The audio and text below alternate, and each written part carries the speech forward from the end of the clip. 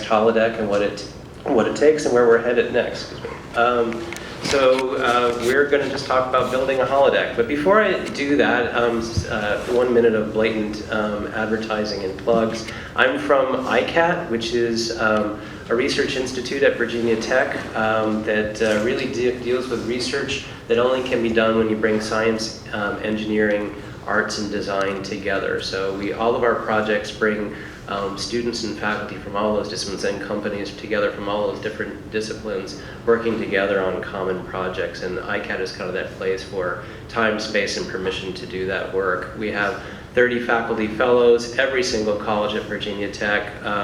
We've had 50 projects going on in our first 4 years, all at this different boundary. We have 10 studios going on simultaneously across audio, visual, interactive, etc. Which one of those studios is the Cube, and that's what I'm going to talk about today. And I really wish I could see you because I would love to have this be interactive.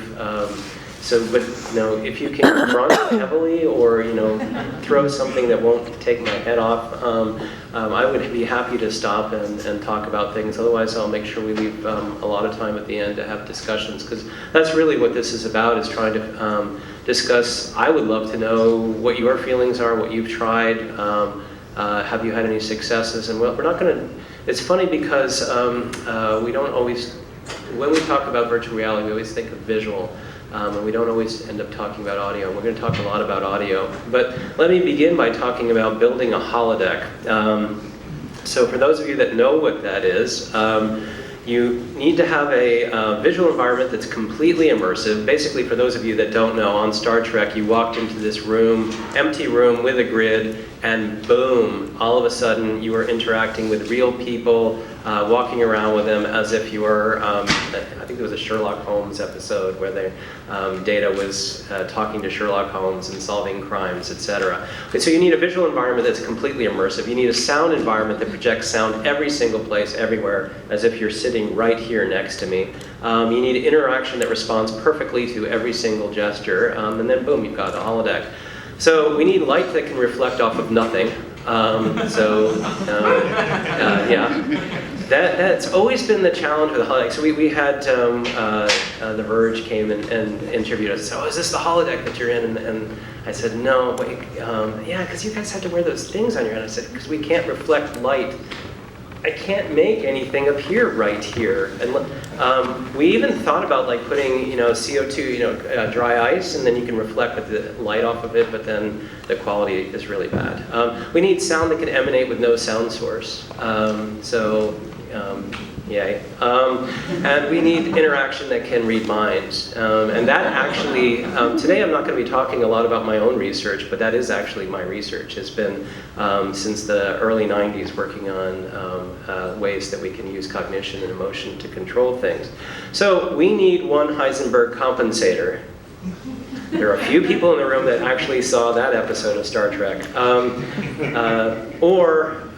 We need to build something like the Cube. So the Cube is the attempt to create such an environment. It's really our stab at creating a fully immersive interactive environment with visual, aural, and interactive, centering around the people that are in the space. One of the other complaints in the history of virtual reality is that to this point, it's really been just about an individual. So you go in, you put this thing on you, and away you go, and away everybody goes away.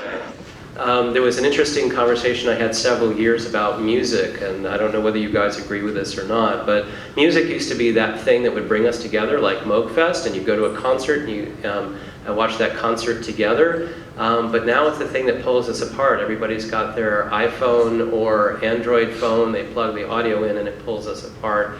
We really wanted to create an environment that actually we could all work together in this virtual environment. So what does it take to build a holodeck? Well, the first step is to work on the visual component, which is, again, what everybody talks about. So the visual component is going to require that you know where people are in the space. Because if I'm going to put a display on you, I need to know where you are and I need to know where everybody else is. And so we have and put in place a massive motion capture system that's 24 cameras on multiple levels, so there's no occlusion and we can see everybody in the space. We wanted to have, we were just talking about, we want to have really, really high quality, because that's the key to making a holodeck, is amazingly good quality video. And that means you can't use your laptop to do this. So we have to have a render farm, which is basically a collection of really high performance computers, I'll talk about in a moment, that can stream to your display in front of you, and that's the only thing that happens on your display is displaying that video. And then we need to have tracking. Our goal was to have at least 12 simultaneous people. We use a program which is a gaming engine called Unity. And the other thing is we wanted to navigate, as in the holodeck, by walking.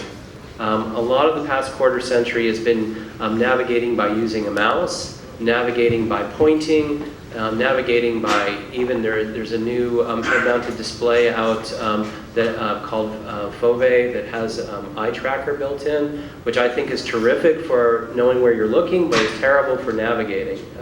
You want to navigate the way you navigate, which is walking, touching, and moving. So we put in 24 motion capture cameras to track all the different people in the space, as I mentioned. And then we had to, unfortunately, because we can't defy the laws of physics, we had to use head-mounted displays. And there are different kinds of head-mounted displays. Again, many of you probably are familiar with this. There's head-mounted displays that are VR, so they completely cover what you see in the space. The most popular, that probably a lot of you know, the Oculus Rift. And so you can completely create a virtual environment, and I'll show you some of those in a moment. You can completely create this virtual environment and navigate through it without seeing anything. The cube is this massive space, so you don't have to actually worry about bumping into things. But a lot of times you want to overlay, you know, a la, you know, any of the movies that you've seen recently, where Terminator's the first one you would see, where you want to overlay the virtual and the real.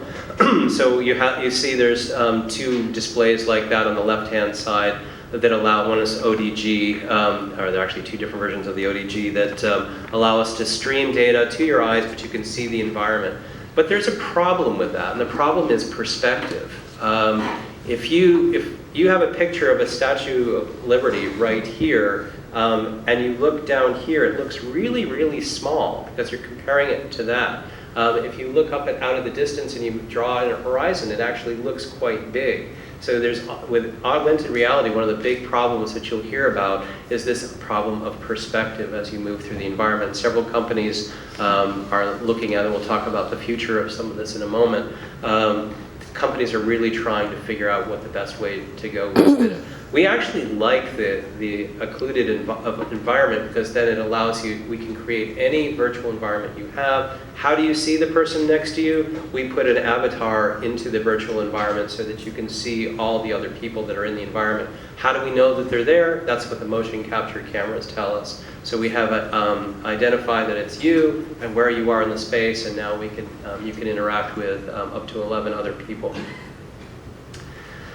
As I mentioned, a little bit of, in this audience, there's probably half people that are interested in the 30,000 foot level, and there's probably a few people in the room that want the 1 foot level of, what processor, especially, what processors we're using. And so we have 6 high performance computing machines that are doing all of the model rendering. So if you think of the holodeck, and you think of Star Trek, and you think of that episode with them going into the scene from Sherlock Holmes, they've created a model, virtual model of that world. And that model then has to be rendered in real time. And by the way, one of the questions that people fail to answer when they go to universities is who actually draws the model?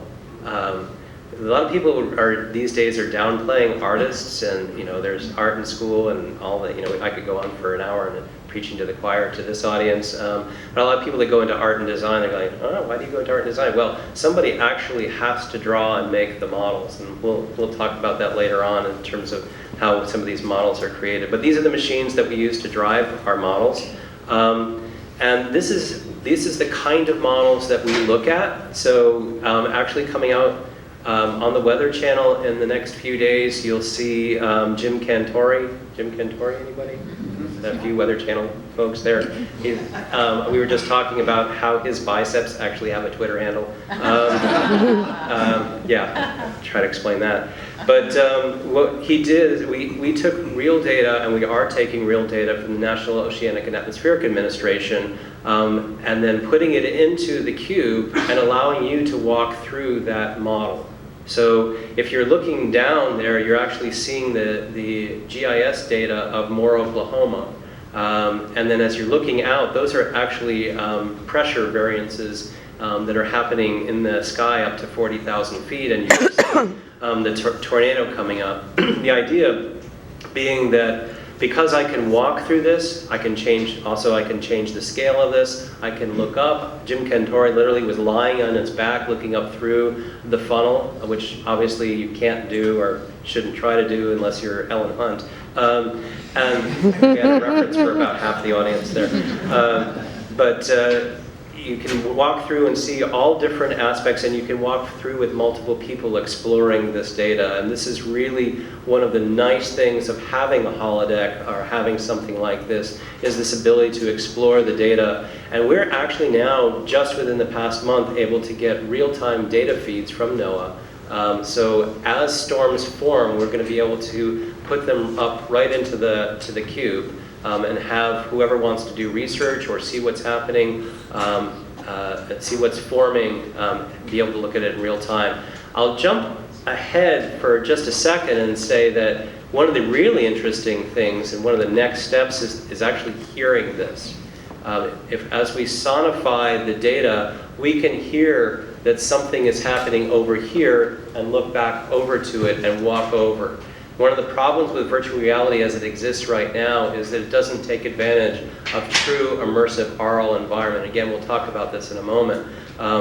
But for something like exploring data, exploring big data, exploring tornado data, audio will be a critical element of it. This is another model that we have, which is we have architects designing the house of the future. This has, of course, been going on for many, many years, but the ability to now walk through, one of the big uses of this now is people come in and walk the prospective clients through architectures to say, here's what's over here, let's walk over here, this is the way this works. The classic problem that I was part of a building project in Ireland. They were building homes for people as they aged. So these were assisted living homes. And they thought it was brilliant.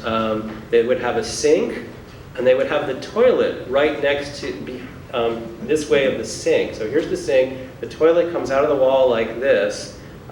Great idea, because you can actually sit, you can close the toilet and sit on the toilet while you're using the sink. Isn't that brilliant? There's a problem there. In 3rd grade, when you had somebody come behind you and get on their hands and knees, you get pushed over top and you'd fall on your back. That's exactly what they created. If they put it into a virtual environment, they would immediately have seen, oh, this actually really doesn't work.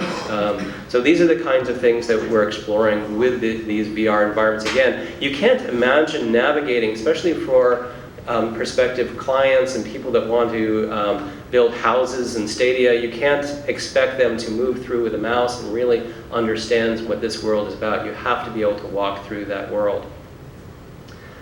This is a project I just wanted to show you very briefly, which needs me to hit play. This was about stadium evacuation. So we had to model the whole football stadium at Virginia Tech.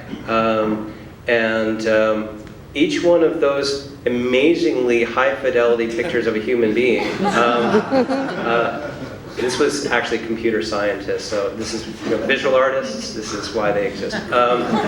So each one of those is a computer model, it's an agent, and it's a model of human behavior. And what they wanted to do is that we wanted to see how people evacuate, what happens, who stands in a corner and doesn't move and creates a little bit of an eddy and currents of people flowing around them, as you're very well aware. So this is what is being investigated in this project. And you can stand with somebody else in the middle of these people, and the people will go around you. So you can begin to actually test paths and things like that by moving through the virtual environment. Again, it takes very high precision capture of you, the people with you, when you point, the gestures that you point with, etc., and that's where we're headed. So what are some of the next steps in the visual environment? The next steps, we were just talking beforehand, we just got a grant from Microsoft with HoloLens. One of the interesting things about the next step of displays is increasing fidelity. And by the way, it's a really interesting research area, how much fidelity you need to interact with an environment in the same way you interact with a real environment. That's a question that hasn't really been answered. They keep wanting to up the fidelity, and sometimes that's important and sometimes it's less important. But one of the nice things that's happening in these future displays is they're recognizing things in the environment and actually using them to understand where you are. So in the cube, in the holodeck, and what we're building, we have motion capture cameras that measure where you are to a millimeter. These are actually looking at objects in the environment, memorizing where they are, and then saying, okay, that speaker is roughly 4 feet away from me, and I use metric, so I'm pretending like that's around 4 feet. And it knows where that is, and so then it says, as I move, it keeps that fixed in space, and I can walk around that, and you can put virtual objects on top of that and overlay your environment. So you can begin to kind of get an individual person sort of holodeck, and that's where the HoloLens is headed. You may have seen the example, I think there's a YouTube video on the one we were talking about where somebody's actually screwing something into a wall and they overlay directions and things like that as to how to do that. Magic Leap is basically the next level above that. If any of you are entrepreneurs, you could only wish to be Magic Leap. Their investment is over $1 billion in investment. I think Google was roughly about $500 million or so that they put into it. It's just really and I would highly recommend looking at some YouTube videos of the promise of Magic Leap. Sometimes promises don't always live up to reality. But it's really the high quality and precision of overlaying 3D images into the virtual environment. 3D, by the way, I haven't mentioned, but it is the critical aspect of all of these different views for each eye to really have that depth to create that holodeck kind of experience. So these are kind of two of the most cutting edge displays. We have started using the HoloLens and are quite impressed with where that is. I don't think anybody other than some reporters have gotten a chance to play around with Magic Leap yet. By the way, all the titles, all the stories you'll see on Magic Leap says best kept secret, in the virtual reality industry. What we're building, though, a lot of what I work with, a lot of people that I work with can't afford to have head-mounted displays in a lot of these devices. They're still up at around $1,000 and more. And the other problem that we have at iCAT is that we can't afford to have 100 people in a space with 100 head-mounted displays. So we were trying to think of how can we get away? So back to the holodeck idea of is there any way at all we can get away with not having something, giant thing on your face? And the only thing we came up with, and this is what we're building right now, is we have massive 3D screens that we're creating. We call it the Thunderdome, but within the cube, we're putting these huge 360 screens in there.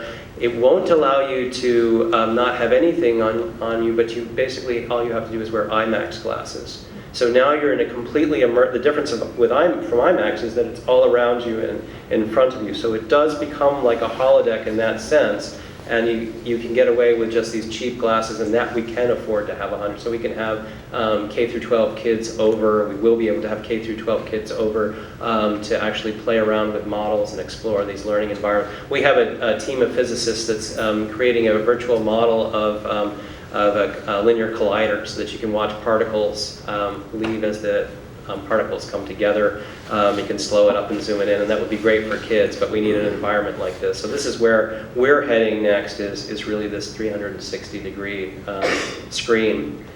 But I mentioned earlier about the aural environment and the importance of sound. And again, you almost never hear anybody talk about the sound environment, which is crazy, especially for Moogfest. It's crazy that people really don't think about immersive audio, because there we can do something where you don't actually have to wear anything on your body. So our requirements were, we want to have amazing audio. And what we'd really like to do, remember at the beginning I said I'd really like to put sound right there? Well, there are these things called processing called wave field synthesis, where we can actually put sound there. And how we do that is we create wave fronts. We have literally 100 speakers, and what they can do is they can create, if you drop a rock in the water with a single rock, you create this set of waves that come out from it. What you can do is, instead of modeling that point of the rock, you can model and put speakers all the way around the rim of the wave and create that wave structure. And what that allows you to do is very, very precisely focus sound in the space by combining the different waves. So that's the kind of structure that we wanted to create, and this is what we have in the cube. So we have this massive array of speakers, 139 channel system. Plus we've got some very specialized speakers. Remember the house that I showed you, the virtual model of the house. One of the issues is when you walk into a room of a house, you'd like sound to come from that room. And when you close the door and walk out, you shouldn't hear the sound. So how do we do that? Well, we have speakers that can project sound into a 1 meter square. And these speakers can track you as well. So we have wave field synthesis focusing ambient sound around you, and we have speakers that can track you through the space. And this allows you to have that kind of experience that really makes you feel like the sound is part of your body. You don't have to wear headphones. This was really one of the requirements. I don't want to wear headphones because I want to talk to you. I want to point out something in the weather model. I want to hear something happening over here. I don't want to be separated from you. So in this space, as I mentioned, we have 4 holosonic speakers on moving arms that can track you. We have 5 fixed speakers in the space, 124 speakers that you can see getting put in there. You can see that they're highly dense on the floor level, and they go up kind of like a wedding cake with less dense, and then completely cover the top as well. And then we have 10 super high resolution or high quality speakers sitting on the floor as well. So that's basically the structure of the space, and you can see now the formation of all of those speakers that are rimming the space. It's just fun watching people work over 2 days compressed into a few minutes. These are the actual holosonic speaker arrays, so you can see them in the ceiling as they can track you as you move through the space.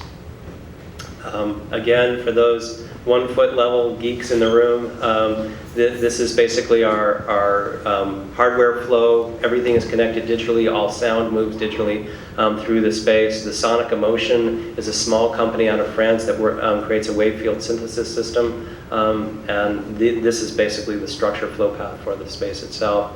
And this is the final system design then of the space, again for those 1 foot level people in the room, with the motion capture, the video, the audio, and all of the sensing. I'll talk a little bit more about that in just a moment. All being processed, and that data goes into the virtual world, gets rendered, goes out to both the audio and visual displays, the wave field synthesis, the ambisonics, and you can have tablets as well as head-mounted displays in the environment if you're just because we don't have the Thunderdome built yet. What we do is, if we need a large number of people to look at a virtual model, we have a bunch of iPads, and you can explore the space like this. It's not immersive, but at least you can then walk around the space and explore it like that.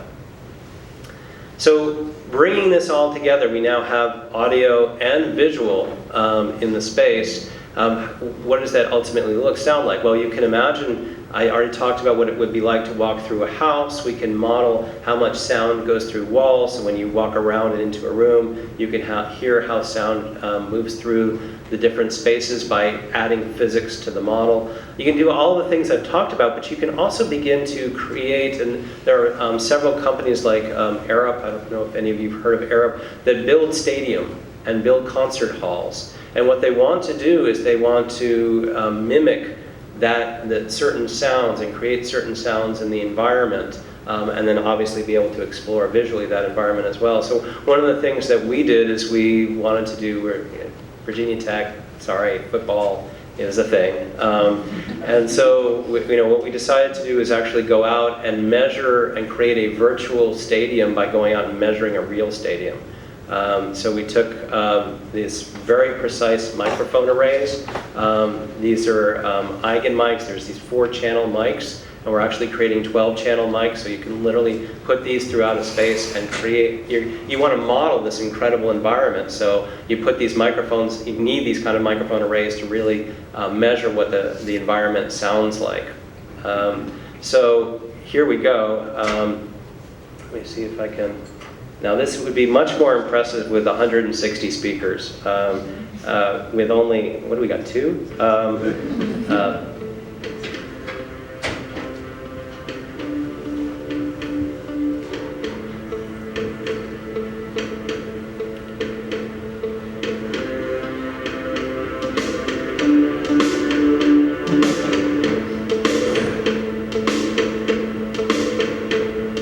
This is, by the way, supposed to be about 50 dB louder. So these are the recordings you can actually walk through the virtual environment itself. This is really fun to hear fly overhead when you're standing in the queue.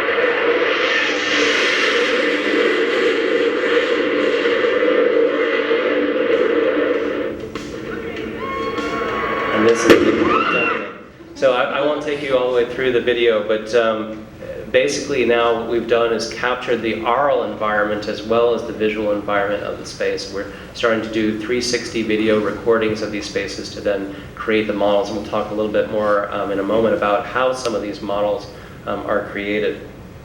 So the final component of this, so we have the visual, we have the aural, and we now need the interactive. And I could spend time talking about gesture interfaces, but I think people here are probably quite familiar with how to do that. And most of our gesture interfaces just simply motion capture. And as I said, we can measure things down to the millimeter. We have human body models, so we can actually measure precisely what you're doing in the space. But the holodeck needs the mind reading, right? It needs the one level more that the people that you're talking to are going to respond to your affective state, your visual cues, all of these things. So what I wanted to do is just point to you at some next generation in the measurement side of things. These are some of the projects that we're working on, and I will show you actually a device, or have you listen to a device in a moment. Some of the research that's going on in terms of knowing what you think and knowing what you feel, here are two examples. This project right here is that everybody in this room, you have facial flushing that's happening as you change in affect. So as I've been droning on, you're starting to fade out, and if I could actually see you, I would walk up to you and start smacking you. What happens is your facial flushing changes. So what we can do, we have what are called FLIR cameras. They're these infrared cameras that can point out at large bodies of people, so people in the cube, and we can look at your facial flushing.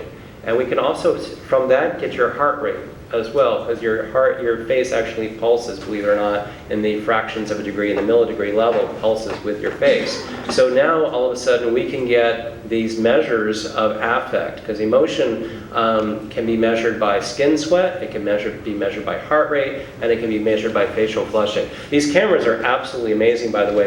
If you just pick 2 degree levels, it will only look at things between those 2 degree levels, and that will literally pull out the faces of the people in the room, and that's all you'll see are their faces. and then you can watch and do signal processing as that changes.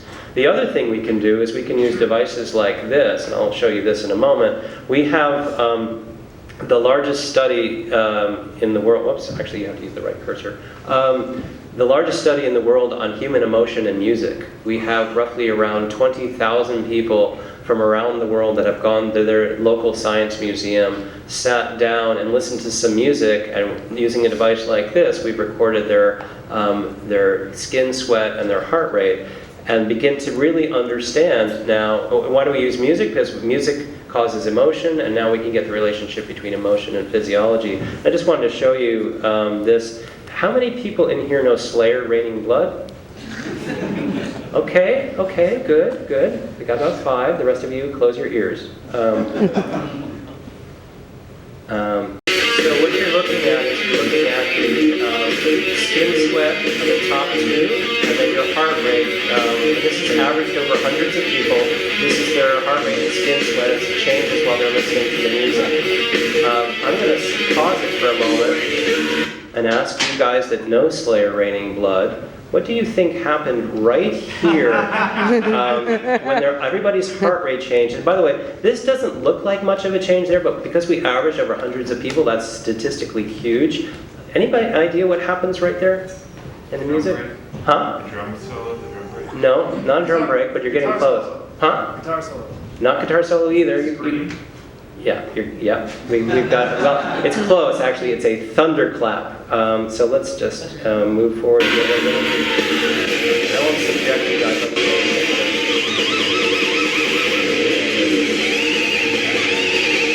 There's your guitar solo. You can see the heart rates are going up and down, but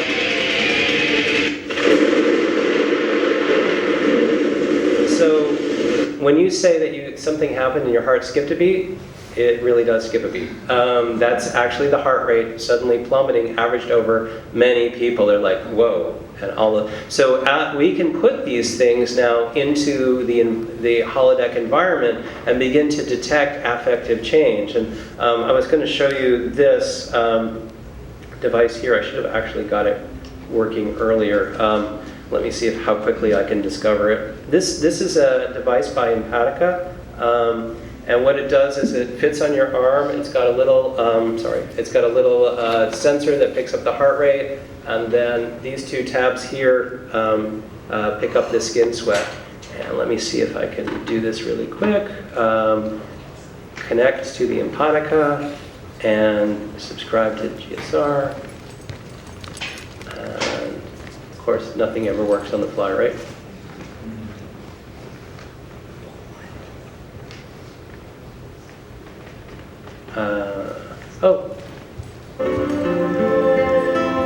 Okay.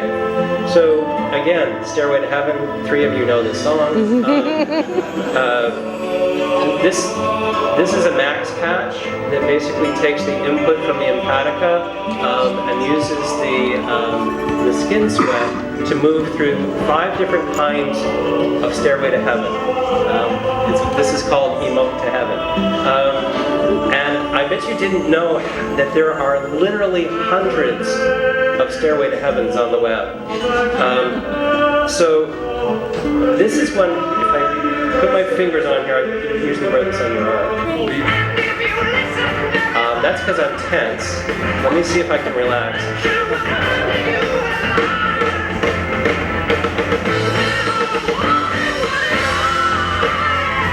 I'm slowly coming down.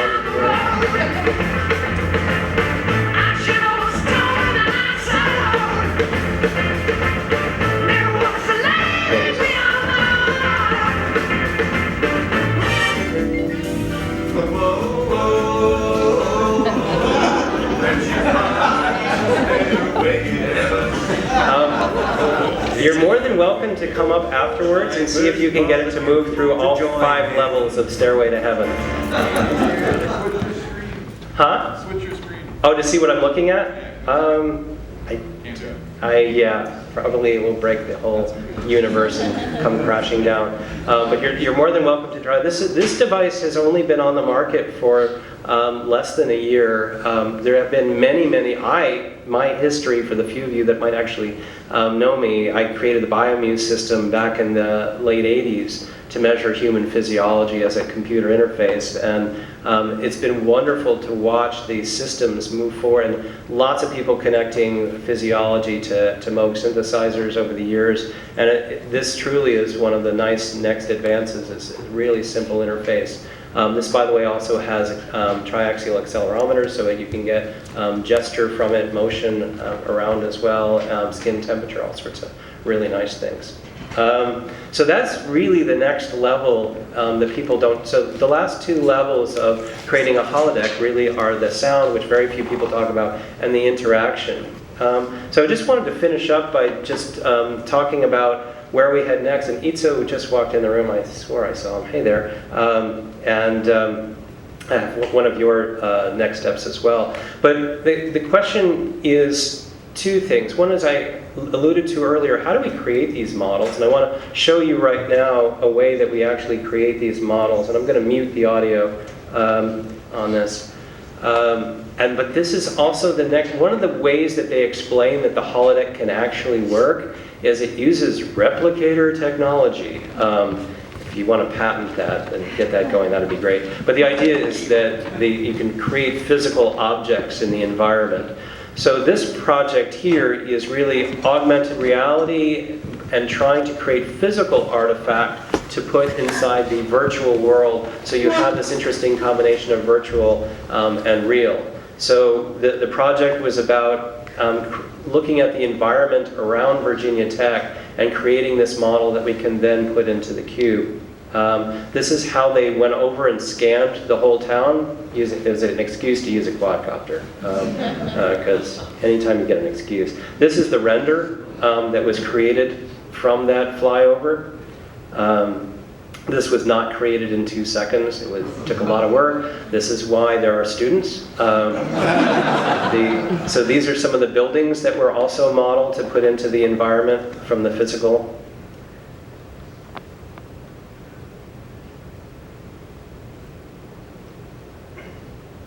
Yeah, and that's what I wanted to get to. This shows you laser scanning. So this is how you can laser scan physical objects and then render from the laser scan of the physical object. Because we have to, there isn't like, well, there actually are, I was going to say there isn't like stores that you can go buy virtual objects. There actually are stores you can go buy virtual objects. But if you need a specific objects or from a physical universe that you're trying to create, this is how you can go about doing that. So this is taking one of the buildings in Blacksburg, scanning it. Then they're all placed into this scanned environment. And you can probably guess where we're going. What is the closest thing we have to a replicator now? Exactly. So we're going to 3D print what you're seeing here. Why? Why? To create the actual physical artifacts that we can then put into the virtual environment. So there's one of the structures being created, and then lots of 3D printing, yay. And that's the scale model where you can do augmented reality on the scale model, and then the idea is actually to do full scale as well. So this is one of the next layers of virtual environments, is how do we combine true physical objects into the virtual model. And then, yeah, because Itzo walked in the room, we've also got some fun other things that we're doing, which is virtual meets real. This isn't immersive, but let me see. But this is a project that Itzo worked on, is working on. See if I can get over to the... And the idea with this project is we have live singers and we have Minecraft. So this project we named Operacraft. Can't get any better than that. And it is Minecraft. So we have in the space, again, this could be immersive, but right now it's just 2D Minecraft with live singers singing along with it, so that these high schoolers, what they did is they basically created an opera. And with that opera, they moved characters through the opera, and the characters operas are wont to do. The characters stopped and sing, and what we did is we had live singers that were singing that voiced that. And one of the neat things that Itzo created, Itzo is forever hacking Minecraft, and he was able to hack it so that when the singers sang, the little mouths moved in the characters. So, just another way of virtual meets real. The last piece that I wanted to show you was really when virtual and real became inseparable. And if you ask me, not technology-wise, but interaction-wise, where are we headed? It is the merger of the virtual and the real. And so what we've created at Virginia Tech, we actually have a complete model for the building that iCAT is in. A whole virtual world, laser scanned and also modeled by hand, the entire building. So when you walk through the real building, you're also walking through the virtual environment. So if you go online, go to a computer, you'll see your blob moving through, just like Harry Potter's Marauder map. You can see, again, a reference about half of you got. So as you walk through, you can see you moving through the environment. Well, if you're sitting at a computer, you can join that environment as well and interact with the person that's there. And we can start using avatars, and you could start using the displays that I showed you earlier. So now, all of a sudden, I could walk in, if I modeled this space, I could be somewhere else in the United States and walk into the space and sit down next to you and interact with you in any given way. And that's really, to me, where the interesting worlds collide, is when the virtual and the real, how do we collaborate? Virginia Tech is in a small corner of Virginia. How do we collaborate with people in Washington, D.C.? We've got a campus up in Washington. How do we collaborate with folks at Duke or UNC? Well, these are the ways that we can enter virtual environments together, and we can enter them by being in a real physical environment that we interact with, but it gives us presence in the virtual world. So now, all of a sudden, virtual and real are now becoming inseparable, and that's, by the way, where fidelity comes in. When I'm interacting in this physical space and moving things around, and somebody's not in the space and interacting with me, how accurate a reproduction of their virtual space, this virtual space, does it have to be before we feel like we're together? So that's where we have headed. That's where we've created with the cube, and I'm certainly open for questions. I heard this quote, but it's actually from a large-scale study that they did. That creativity is directly correlated to optimism. So I always finish my talks with that, and then somebody always raises their hand and say, "What about Van Gogh?" And so yes, there are exceptions, but it really is true. And so I really appreciate you taking the time, and I'd love to open up for questions that you have.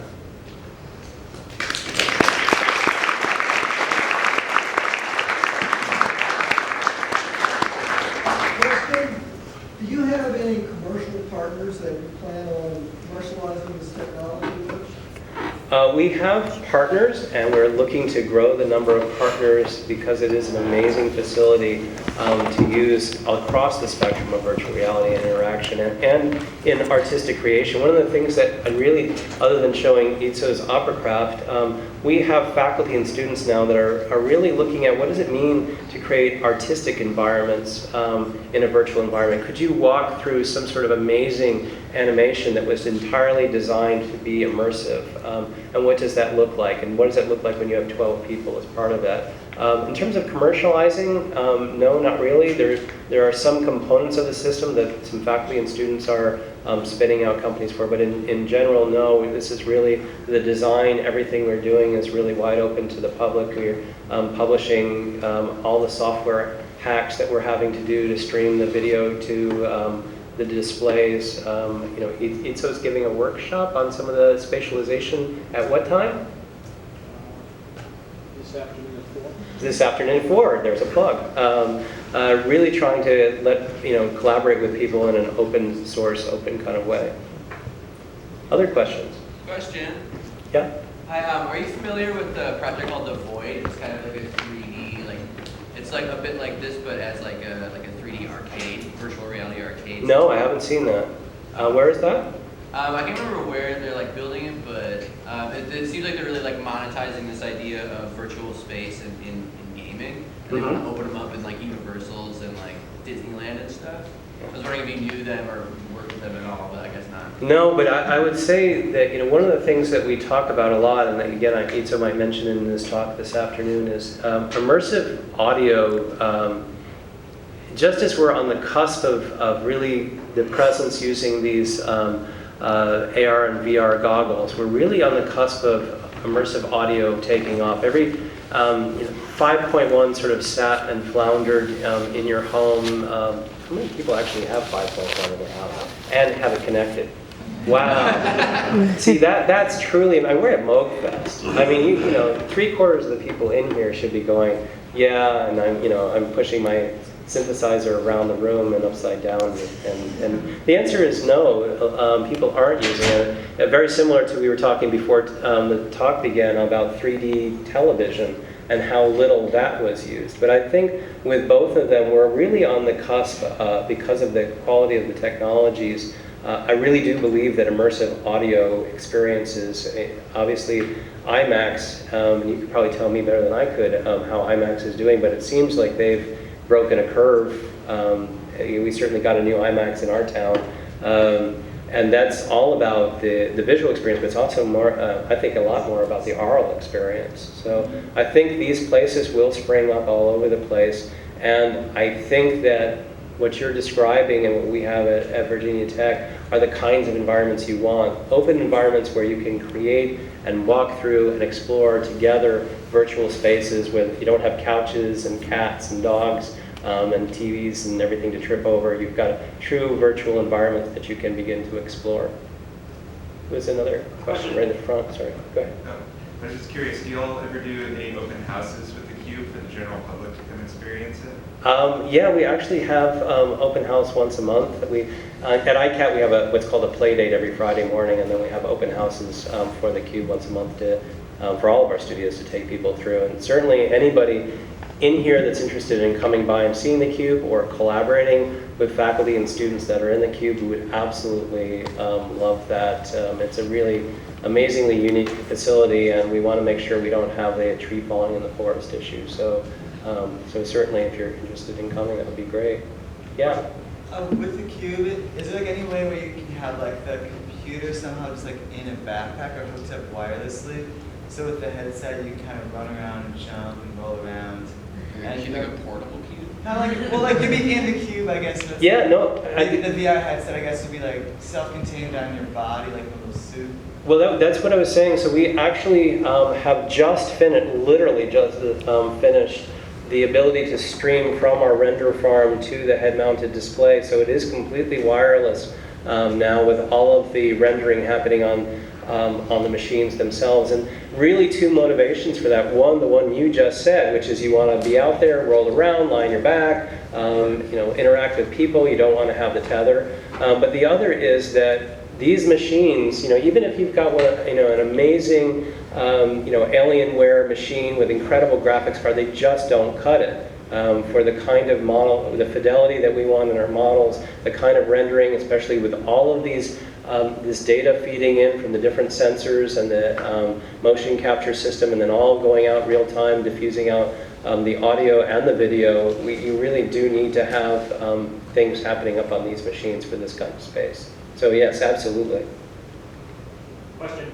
Yeah. Hi. What are your thoughts on like the Oculus Rift or the HTC Vive? The thoughts on the Oculus, we've done quite a bit of work with that, and again, to the previous point, that our biggest problem with it is the tether, and it really frustrates us very much. And we have not, anybody that's figured this out, we have not yet figured out any way to stream video to the thing. It's basically tethered, and we're stuck. So that's our, in terms of the quality, it's getting better. But we just, as I mentioned, we just got the HoloLenses in, and the quality of that is just really, really amazing. Where ODGs are the ones that we're leaning the most on. We really like them a lot, and they do enable us. They're a head-mounted computer. They allow us to stream the video to them. They just seem to work very nicely, and you can change the opacity of the display so you can see right through them. They're augmented. or you can make them even practically virtual. Obviously, they're not sealed, but they can become pretty close to virtual as well. So we really like that. The Vive, I personally never tried. I know several faculty and students have tried it. So have you tried the Vive? No. No, okay. So any other questions? Yeah. Have you played with anything from the Visitech systems, the Z-Space? No? I saw them at Share Fair Nation, which is a teacher training conference that I was helping out at. They're really interesting because they have immersive reality with tracking points on the glasses. I don't know, it's a whole different way of approaching VR that I hadn't seen before, and that they've actually been developing for about 8 years out of military technology. It's really, I'll send you a link, but So the uniqueness is the tracking or the display? the display, both, just because you're able to be in an immersive environment, but you're untethered, and it's easily deployable into schools. So they're already deploying them into schools in the Atlanta area. Nice. And they've already developed 1,000 programs that are immersive for the kids to be able to play with. But their control systems need some work, but the actual system for seeing the VR is a completely new thing that they've tried to get away from the tethered and the Oculus thing. Yeah. And the fidelity is actually a lot better than I've seen in a lot of other things without as much processing. Yeah, Visitech is the company, and Z-Space is one of the commercial products, if you want to look them up. Yeah, and for educational software, it's always content. Everything is always content.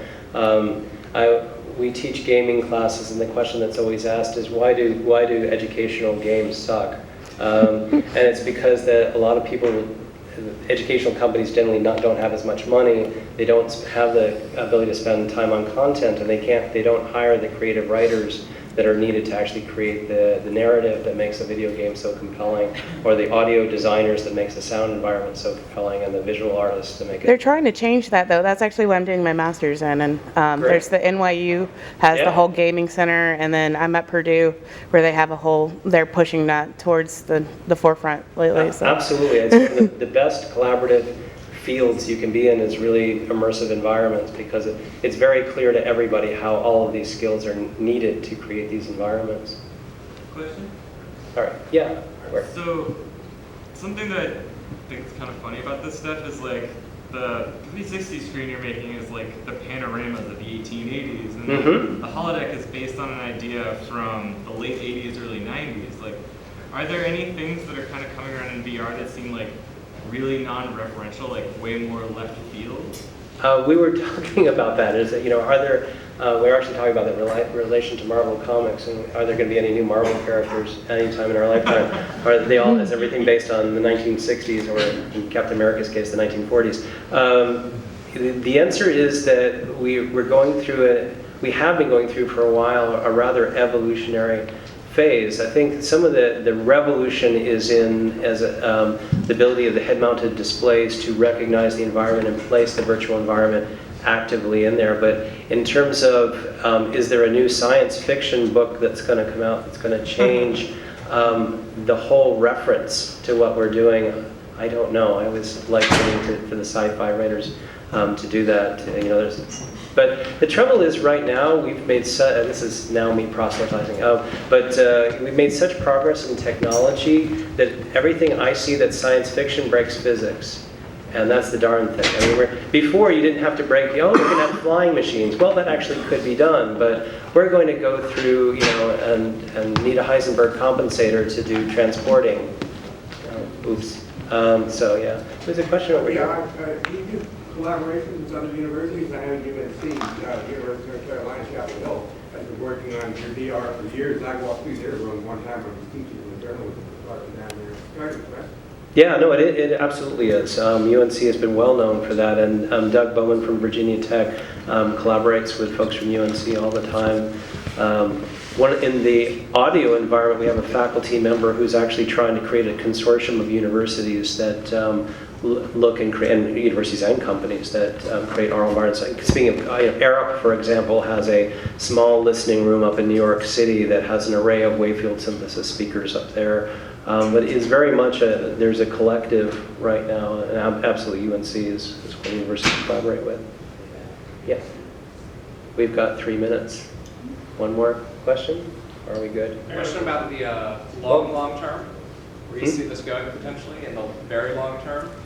So do you envision an environment where, say, virtual environments could even compete with physical environments? So a school might say, instead of building a new building, we're just going to invest in a virtual building. No. Please, no. I think where it's headed is the reason for me finishing up on the Mirror Worlds project is the wonderful, amazing interaction between real and virtual. And I mean, yes, you certainly, you do provide students from low socioeconomic status or rural that can participate in things that they might not normally be able to. Again, costs being what they are, or limitations. But to me, it's I don't want to get rid of live music performance in light of, I was actually the one that thought that nobody would listen to music on their iPhone because MP3s are terrible, but everybody seems to be happy with them. Yeah. Everybody listen to cassette tapes. Yeah, I know. 8-track. But you know, I really don't want to see this, and I really don't think it will pull virtual and real apart. I think that on the opposite, there are going to be wonderful meldings of those worlds, and that's really what we're exploring right now. And when these things become less noticeable and just more a part of our environment when you want them and when you don't, that's going to be the interesting thing. I think one of the big research areas of mine and several faculty at Virginia Tech is homes that adapt as you age. So how do you create a home that enables you not to go into assisted living, or at least delay you going into assisted living by having care, and that may creep some people out. Oh my God, we might have cameras in our home. Only when you need them. But if you have a choice between having cameras in your home, this was a project we did in Ireland, if you have a choice between having cameras in your home, allowing you to be at home, or being in assisted living where you have all these people staring at you and no privacy, you're going to take being in your home. So this is why we call it homes that adapt as you age. Right now, if you're a healthy individual, you probably don't need that. But that's really, I think, one of the areas where VR could really help out. AR, too. There's one last question over here. No? Okay, we're done. Thank you very much.